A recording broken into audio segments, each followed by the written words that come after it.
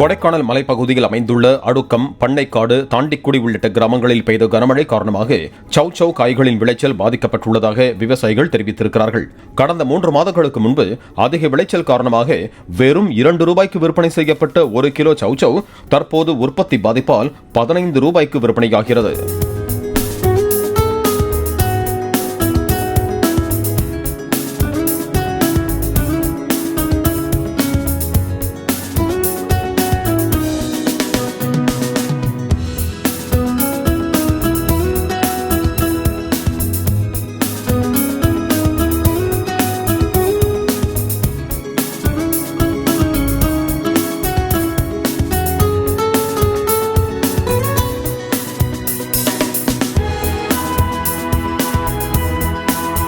Play store மற்றும் app ஸ்டோரில் இருந்து பாலிமர் செயலியை QR கோடு மூலம் பதிவிறக்கம் செய்யுங்கள்.